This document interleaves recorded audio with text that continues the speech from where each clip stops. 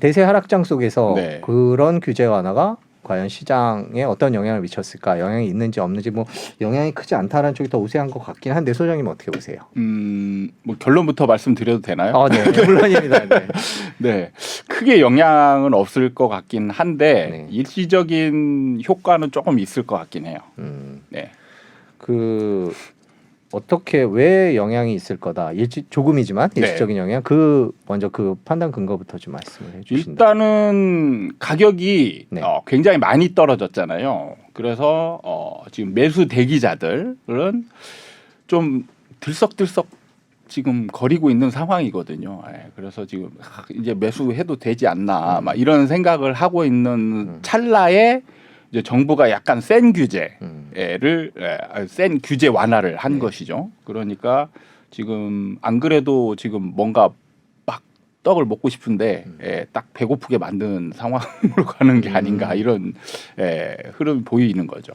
그 대세 하락장에 영향을 미치기는 어렵다. 그 의견에는 동의를 하십니까? 그렇죠. 이게 뭐냐면 제가 정부 참 칭찬을 좀 많이 하는 편인데 이번 정부 특히 이제 다른 부서나 뭐 이런 네. 부분은 빼고 저는 이제 부동산 쪽이니까 부동산만 봤을 때는 시장을 너무 어떻게 보면 잘 읽고 있는 게 아닌가 그리고 조절을 잘하는 게 아닌가 이런 생각이 드는데 이번도 좀 그런 생각이 드는 게 규제 완화가 좀 이번에 셌거든요. 네. 사실 세면은 이게 부작용이 나타날 그 효과도 생긴단 말이에요. 근데 이 시기를 조절을 어떻게 보면 참 잘했다 이런 생각이 드는 게 예. 저는 이런 규제 완화가 제가 예상이 조금 틀렸다라고 이제 가끔씩 얘기를 하는데 이 부분이 저는 한 올해 한 중반 정도 이후 하반기쯤 나오지 않을까 이런 생각을 했어요. 정부 대책이요? 그렇죠. 네. 그런데 지금 센 규제 완화 정책이 이번에 갑자기 나왔단 말이에요. 근데 이게 뭐가 중요하냐면 옥죄고 있는 게 풀어진 상황에서의 센 것과 옥죄고 있는 게 있는 상황에서의 센 거는 효과가 다르거든요. 네. 근데 그 옥죄고 있는 게 뭐냐? 지금 금리 인상이거든요. 하락장에서의 금리 인상이 가파르게 진행되고 있는 거는 굉장히 효과가 크거든요. 근데 그 기조 안에서 하에서 규제를 세게 풀었어요. 그게 뭐냐면 정부는 부작용을 아예 바라는 없게끔 하려고 조절한 게 아닌가 이런 느낌이 많이 들거든요. 그러니까 정리를 해보면 지금 금리라는 압박 상황이 있는 상황에서 규제를 푼 거는 네. 제한적이 될 것이다. 그렇죠. 그러니까 정부가 그걸 노리고 한 게 아닌가. 그러니까 그걸 좀 이제 뭐 연결해서 보자면 원희룡 장관이 최근에 이제 나와서 몇 번 또 인터뷰를 했었잖아요. 그런 거를 연결을 해보면 이걸로 인해서 상승하는 일은 없다. 네. 이렇게 또 말을 했단 말이죠. 네네네. 그러니까 지금 자신이 있다라는 거죠. 사실 시장 전문가들도 사실 이렇게 대놓고 말하기 어려운 거거든요. 근데 그 책임 장관이 그렇게 얘기한다라는 거는 그 시장을 읽고 있다 이렇게 볼 수밖에 없는 거죠. 그러니까 조절을 하고 있다라는 게 느껴지는 거죠. 조절을 한다는 얘기는 가격 하락은 그러니까 가격 상승이 일어나는 일은 없도록 조절을 하고 있다 이렇게 평가하신다는 그렇죠. 얘기죠. 제가 볼 때는 이제 그렇게 느껴지는 거죠. 그러니까 원래는 이제 금리 인상이 조금 멈춘 후에 정부가 이런 규제 완화를 내놓지 않겠냐 이렇게 예상을 하셨었는데 네. 그거랑은 좀 달라졌다 예상보다 빨라졌다 이렇게 그렇죠. 판단하시는 지금 거죠. 이제 예상보다 굉장히 규제 완화 속도가 빠르고 그러니까 풀 거 지금 거의 다 풀었잖아요. 네. 근데 그거를 지금 금리 인상이 있는 기조 하에서 지금 풀어주고 있다라는 게 지금 중요한 변수 같습니다.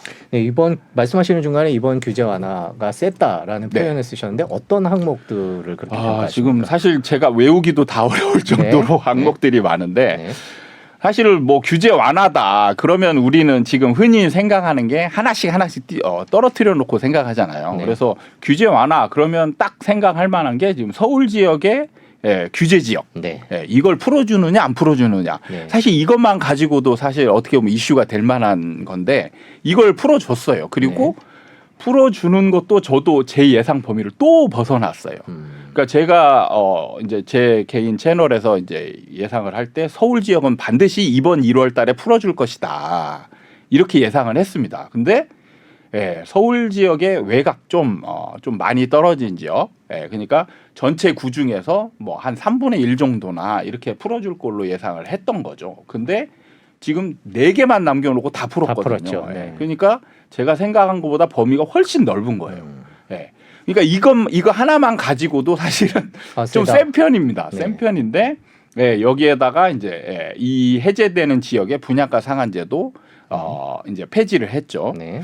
그 다음에 분양가 상한제 하에서 이제 실거주 2년이 이제 실거주 요건이 있는데 이거를 이제 법 개정이 필요하긴 하지만 이것도 폐지하겠다 이렇게 했고 그 다음에 이제 전매 제한이 10년으로 이제 묶여 있었는데 전매 제한도 이제 수도권 같은 경우는 3년 네. 그리고 비수도권은 1년 이걸로 이제 완화를 한 거죠. 이거는 조금 이제 폐지로 간 게 아니고 또 완화한 부분은 또 조절한 게 아닌가 이런 부분 느껴지고요. 그 다음에 이제 대출 규제가 이제 중도금 대출 규제가 12억 구간이 있었는데 이것도 이제 폐지를 했고 그 다음에 또 이제 분양권을 이제 1주택자가 분양권을 매매를 할 때 샀을 때 이제 그 입주를 할 때 기존 주택을 처분해야 되는 조건이 있었는데 이것도 이제 폐지를 했고 그 다음에 이제 줍줍 미분양 주택이 나왔을 때 줍줍을 할 수 있는 요건이 이제 무주택자만 가능을 했었는데 이것도 이제 다주택자까지 확대시켜주는 아마 이게 이제 전체적으로 이렇게 되지 않나 이렇게 생각이 듭니다. 그러니까 지금 하나씩만 나열해도 네. 사실 어떻게 보면 야 뭐 뭔가 풀어줬네 이런 느낌인데 이거를 지금 6, 7가지 지금 한참 말씀하셨죠. 네. 한꺼번에 지금 다 풀어준 거니까 세죠. 진짜. 그 정부가 나름대로 그렇게 세게 했는데도 네. 부동산 가격은 계속 떨어질 것이다. 이렇게 전망하시는 가장 큰 근거는 뭐가 있을까요? 가장 큰 근거는 뭐냐면 그 금리 인상 기조 하에서 이걸 풀어줬다 이렇게 보시면 될 것 같습니다. 그러니까 만약에 이게 순서가 바뀌어서 금리 인상이 멈춘 상태에서 그러면 지금 시장을 옥죄고 있는 게 거의 없거든요. 그러면은 반대로 보면 상승 에너지가 어느 정도 좀 쌓여 있다. 이런 상황에서 임팩트 있는 뭔가 혜택이 될 만한 그런 게 생겼을 때는 이제 불씨를 이제 불사르는 그런 효과가 생길 수 있는데 옥죄고 있다라는 거죠. 그러니까 바람이 부는 거를 막는 방풍망을 딱 세워놓고 지금 바람을 불고 있는 것과 비슷한 그런 형국이라는 거죠. 이 발표 이후에 현장 분위기는 어떻습니까? 제가 이제 사실 그 강조하는 부분이 매도자의 과한 욕심 때문에 상승이 어렵다 이런 얘기도 했었거든요. 그러니까 반등이 언제든 나올 수는 있다. 그런데 이게 상승으로 연결되지 않고 항상 이걸로 끝나는 가장 근본적인 이유는 매도자의 과한 욕심이다 이런 얘기를 했었거든요. 그게 뭐냐면 매도자들이 가만히 있으면 매수자들이 그 나온 가격대에 차근차근 사서 차근차근 올라가는 모습이 부러지면 이게 매수자들이 불안감을 더 가지면서 이제 적극적인 매수세로 변할 가능성이 있는데 이거를 딱 그 단절시키는 그런 상황을 만드는 게 바로 매도자라는 거예요. 그게 뭐냐면 호가를 올리고 매물을 걷어들이고 이게 매수자들이 쫓아갈 때 차근차근 단계적으로 올라가면 사람들이 잘 못 느끼거든요. 네. 이 분위기가 연결이 되는 게 되게 중요한데 갑자기 분위기 단절이 딱 생기는 거예요. 근데 지금 바로 그런 현상들이 나타나고 있어요. 이런 현상이 제가 반드시 일어날 것이다 이런 얘기를 했었거든요. 저희가 기사를 좀 준비를 했는데요. 네. 이 기사를 어떻게 이해해야 되냐고 여쭤보려고 그랬는데 방금 해주신 말씀이 그런 것 같아요. 그 기사 제목들만 저희가 뽑았습니다. 다음은 우리 차례, 매물 거두고 호가 올리는 강남 집주인들이라는 기사가 있고요. 또 뭐 서울 아파트값 낙폭 줄었다, 매물 철회도 이런 기사도 있고요. 매수 심리 8개월 만에 반등, 집 사도 될까, 대대적 규제 완화에 매수 심리 꿈틀. 그러니까 밑에 두 개는 말씀해주신 대로 매수자들이 약간 다시 한번 생각해보는 그런 네. 심리인 거고 위에 제목 두 가지는 말씀하신 대로 매도자들의 욕심이 그러니까 나오고 있는 지금 거군요. 이제 그 각 시장 참여자들의 심리를 좀 구체적으로 분석을 해보면 매수자들의 심리는 뭐냐면 싸니까 지금 가격에 이렇게 떨어진 가격에 사 놓으면 지금 규제 완화가 지금 대폭적으로 진행이 되니까 네네. 나중에 올라가면 아 이거 이제 나중에 아주 괜찮아지겠구나 이런 지금 심리인 거예요. 그래서 뭐냐면 핵심은 뭐냐면 싼 가격에 사겠다 이거죠. 근데 매도자들은 어떤 심리냐면 규제를 풀어주니까 아 상승이다 이렇게 받아들이는 거죠. 그래서 싸게 팔면 손해죠. 상승인데 싸게 팔면 손해니까. 그러니까 지금 매물을 안 팔고자 걷어들이는 사람이 생기는 거고 아 그래도 팔아도 나는 이 가격에는 못 팔겠다. 네. 그래서 호가를 올리는 거예요. 네. 이렇게 되면 뭐냐면 갭이 생기는 거죠. 매수자들은 싼 가격에 사고 싶은데 매도자들이 싼 가격에 안 내놓는 거죠. 그러면은 살 필요가 없어지는 거죠. 매수자 입장에서. 그러니까 거래 단절이 다시 생기는 거예요. 네. 그게 이게 분위기를 이어가는 게 굉장히 중요하다라고 제가 강조하는데 이렇게 되면 분위기가 계속 단절 상태로 이어져 가는 거죠. 그러니까 이제 뭐 지역별로 약간씩 차이가 나는 게 어떤 아파트들은 이제 반응이 좀 늦는 아파트들이 있는 거죠. 그러니까 매도자들이 호가를 걷어들이지 않고 그냥 급매물 있는 상태로 놔두는 거예요. 그러면 이런 거래들은 거래가 좀 이루어지는 거죠. 그래서 지금 급매물 거래가 지금 좀 어느 정도 늘어나고 있는 중입니다. 네. 그런데 매물을 걷어들이고 호가를 올리는 아파트들이 있어요. 그런데 이런 데들은 거래가 거의 안 일어나요. 지금 그런 상황인 거죠. 그러니까 매물을 걷어들여서 그 판매 가격을 높이는 아파트 같은 경우를 매수자들이 쫓아가지 않을 거다 이렇게 전망을 하신 그렇죠. 거죠. 네. 뭐 쫓아가는 사람이 일부 한두 사람이 있더라도 네. 연달아 그 뒤를 이어서 가는 사람들은 거의 없게 되는 거죠. 네. 지금 나오는 기사들이 어떤 의미인지 저희가 이해할 수 있는 그런 설명인 것 같아요. 네. 그 그래프를 하나 더 보면서 말씀을 드리겠습니다. 최근에 아파트 가격들을 조금 볼까요? 이제부터 표를 쭉 보실 텐데요. 지역별 아파트값 등락률이 나왔습니다. 뭐 세종, 대구, 대전, 인천, 경기 뭐 전반적으로 많이 떨어지는 곳들은 계속 떨어지고 있고요. 네. 자, 제가 여쭤보고 싶은 건 다음 표인데요. 서울 아파트 매매 수급 지수인데요. 아파트값 변동률이 살짝 올라갔어요. 끝에 꼬리가 네, 이제 네. 무슨 갈고리처럼 끝에가 살짝 올라갔는데 네. 저거를 의미를 두고 쓰는 기사들도 있고요. 네. 뭐 관련 제목에 꼽히기도 합니다. 저거는 저희가 어떻게 이해를 해야 될까요? 이거는 사실 그 하락장에서 뭐 비일비재하게 나오는 사실 그런 현상이에요. 네. 그러니까 많은 분들이 착각을 할 수 있는 게 하락장이다. 그러면 그냥 주구장창 하락만 한다. 이렇게 생각할 수 있는데 그렇지 않아요. 하락하는 과정에서 뭐 정부가 규제를 풀기도 하고 아니면 뭐 좀 큰 호재가 생기기도 하고 그런 상황에 따라서 시장 참여자들이 약간씩 반응을 하거든요. 그러면은 매수자들은 그거에 따라서 거래도 좀 하고 매도자들이 또 호가도 올리고 그렇게 되면 사실 지표상으로는 이게 상승 지표가 나오거든요. 그런데 문제는 이게 연결이 되느냐 여부죠. 네. 그게 지금 같은 경우는 연결이 되기가 어려운 게 지금은 일단은 지금만 봐도 금리 인상 기조는 굉장히 강하게 유지가 되고 있단 말이죠. 그런 상황에서 지금 잠깐 반등이 나온다 하더라도 그게 상승으로 연결될 가능성은 굉장히 희박하다라는 거죠. 대세 하락장은 계속된다 이렇게 정리하면 아직도 맞습니다. 비싸다 이렇게 그렇죠. 정리하면 네네. 되겠죠. 그 내 집 마련해야 되는 분들 입장에서는 지금 이런 분위기가 살짝 신경이 쓰이실 수가 있어요. 그렇죠. 왜냐하면 네네. 돈도 모으고 있고 이제 공부도 해야 되고 이제 길게 보고 준비를 하고 있는데 네. 정부가 왜 이런 조치를 내놓나 이런 반갑지 않다는 그런 반응들도 있습니다. 네네네. 이제 그런 분들한테는 어떤 조언을 하시겠습니까? 이게 참 상대방의 입장을 이해하는 게 참 어렵거든요. 그러니까 지금 뭐 말씀하셨던 대로 싸게 사고 싶은 매수 대기자들 같은 경우는 좀 원하는 가격대 뭐 대부분 다 요즘 보면은 몇 년 가격 그 가격으로 돌아갔으면 좋겠다 막 이런 지금 기대 이런 얘기들을 많이 이제 얘기를 하시는데 사실은 정부는 다르거든요. 정부는 지금 하락을 얘기는 하고 있지만 하락을 하더라도 정도 어떻게 하락을 하느냐 이런 것도 굉장히 중요하단 말이에요. 그래서 지금 정부 입장에서는 지금 너무 빠르다 하락이 너무 빠르다 이렇게 지금 보고 있는 거예요. 근데 정부 입장에서는 사실 부동산 하락이 너무 빠르면 왜 이렇게 뭔가 방어를 하려고 하느냐 위험해요. 위험합니다. 위험한 게 뭐냐면 지금 우리나라 같은 경우는 크게 두 가지 문제가 있는데 주택 시장에서 하나는 가계부채 문제고요. 두 번째는 미분양 대책입니다.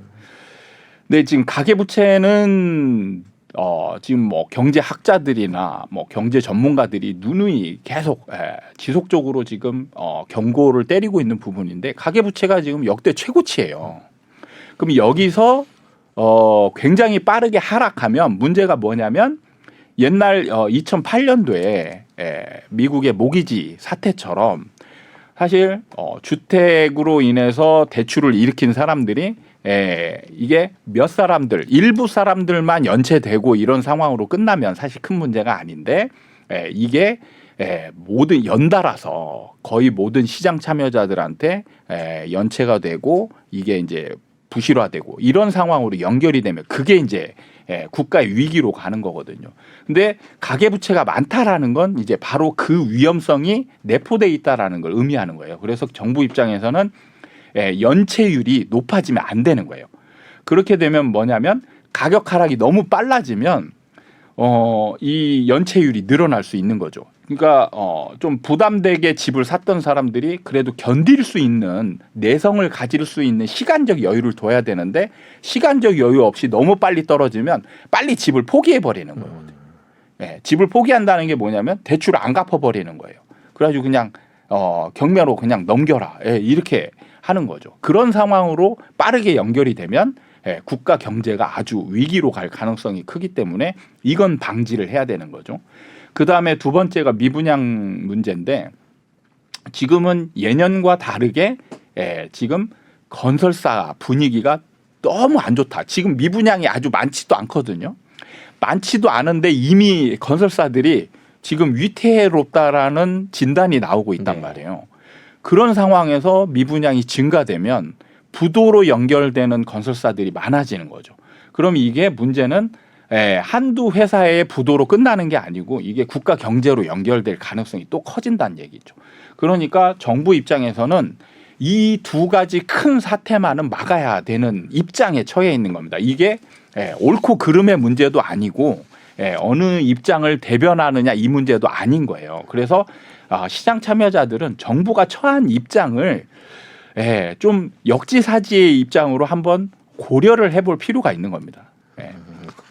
항상 하락은 해야 된다라고 얘기를 하고 있거든요. 근데 규제를 빠르게 풀어주고 있는 이유는 뭐냐면 시장이 하락하는 모양새가 급하게 낭떠러지 떨어지듯이 떨어지면 안 된다라고 판단을 하고 있는 겁니다. 그거를 미끄럼틀 떨어지듯이 약간 완만하게 떨어뜨리는 걸로 조절하고자 하는 의지가 있는 걸로 보시면 되지 않겠나 이런 생각이 듭니다. 네, 정리를 하자면 정부는 속도 조절을 하고 있고 상승을 원하는 게 아니고 결국에는 집값 대세 하락은 계속될 것이다 이렇게 판단하고 계신 거죠. 네. 그러면 뭐 이 얘기를 마무리 짓는 차원에서 그러면 대세 하락이 계속된다면 내 집 마련하시는 분들은 더 기다려야 될 것이고 바닥은 언제쯤이다라는 그런 전망은 바뀌시지 않는 건가요? 지난번에 그렇죠. 저는 바뀌지 않는 게 제일 중요한 거는 바닥권에서 제일 중요한 지표는 뭐냐면 전세가율이에요. 전세가율이